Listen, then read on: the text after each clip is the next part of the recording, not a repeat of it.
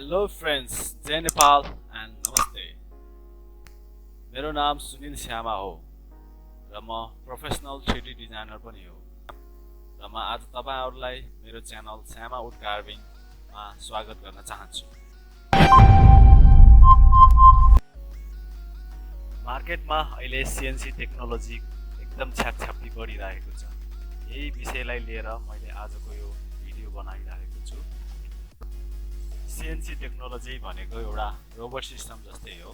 System चलाउनको लागि Artcam 2018, blender, लाइटबर्न जस्ता धेरै सफ्टवेयरहरू युज गरेर यो CNC मेसिनमा तपाईको लेजर र अरु प्लाज्मा कटिङ यस्तै धेरै थुप्रै मेसिनहरू चलाउनको लागि बजारमा धेरै सफ्टवेयरहरू रहेको छ।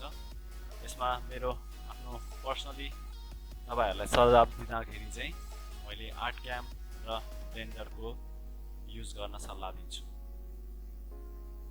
ल आउनुस् अब सुरु गरौँ Artcam 2018 र ब्लेन्डरको सानो झलकहरू हामी यो भिडियोमा हेर्नेछौँ।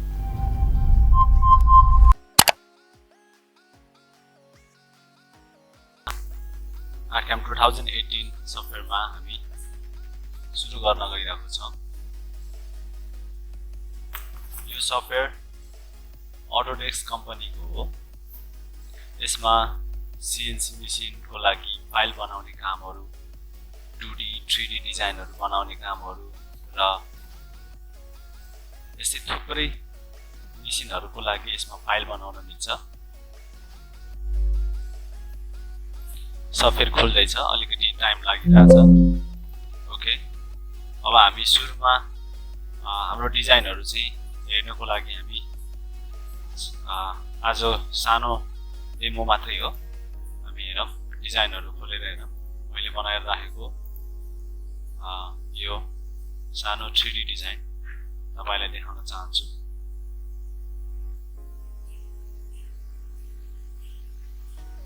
ओके, यो रहेको छ।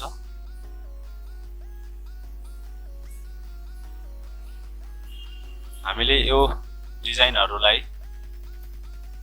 टुलपाथमा यसको प्रोजेक्ट रहेको हुन्छ। यसको डिजाइनहरू गर्नलाई यो टुलहरू युज गर्छौँ। 3D डिजाइनहरू हामी यो मेसिनको फाइल बनाउनलाई चाहिँ हामीले यहाँबाट चाहिँ यसको फाइल बनाउँछौँ। जस्तै 2D 3D को यता छ हजुरको एरिया क्लियरेन्स, कार्भिङ। जस्तै अब यो 3D डिजाइन भएकोले हामी 3D डिजाइनमा जाउँ। नर्मली आज डेमो क्लास हो, छिटो गर्न गइरहेको छु। Okay, finishing 6mm define vector यसको यति राखौँ। क्याल्कुलेट। ओके, मेसिनले आफ्नो यस्तो सर्फेस लिन्छ, हामीले सिमुलेट गरौँ। यो अहिले नराम्रो भएको छ है। हामीले इनबिल्ड युज गर्यौँ, बल्लो युज गरौँ।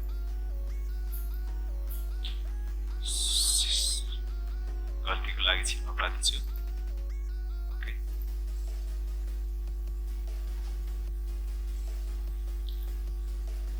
here it is। अझै हामी सानो बिटहरू युज गरेर यो तपाईहरुलाई यो डिजाइनहरू बनाउन सकिन्छ फिनिसिङको लागि। ओके, धन्यवाद।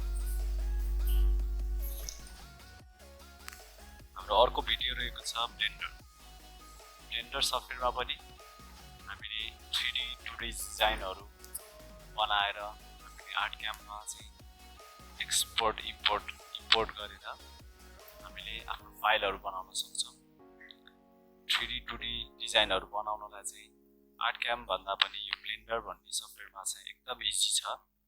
यसमा अलरेडी बिल्ट इन 3D मोडलहरू पनि रहेको छ। त्यसको मद्दतले तपाईहरुले आफ्नो डिजाइनहरूलाई बनाउन सक्नुहुन्छ। बनाएर राखेको डिजाइनहरू तपाईलाई चाहिँ देखाउन चाहन्छु। कन्ट्रोल N को मद्दतले, okay sorry control O done save गरौँ। हेर्नुस् त, तपाईहरुले मैले डिजाइनहरू देखाउँछु मैले बनाएर राखेको। ओके, यो एउटा सानो बोर्डको डिजाइन रहेछ। J group of multipurpose company प्राली ब्युटी 3D फर्निचर हब भनेर मैले यसको डिजाइन बनाएँ। यसमा ब्लेन्डरमा धेरै टेक्सचरहरू कलरहरू भरेर प्रेजेन्टेसनलाई राम्रो बनाउन सकिन्छ र ग्राहकलाई आफ्नो डिजाइन देखाएर हामीले यसबाट इजी हुन्छ। ओके, यसमा डिजाइन कसरी बनाउने, ब्लेन्डरमा कसरी बनाउने, आर्टक्याममा कसरी बनाउने भन्ने यस्तै थुप्रै भिडियोहरू आगामी दिनहरूमा म ल्याउने कोसिस गर्छु। धन्यवाद। आशा छ तपाईहरुलाई यो भिडियो मन पर्यो। भिडियो मन पर्यो भने चाहिँ like, comment, share and subscribe गरिदिनु होला।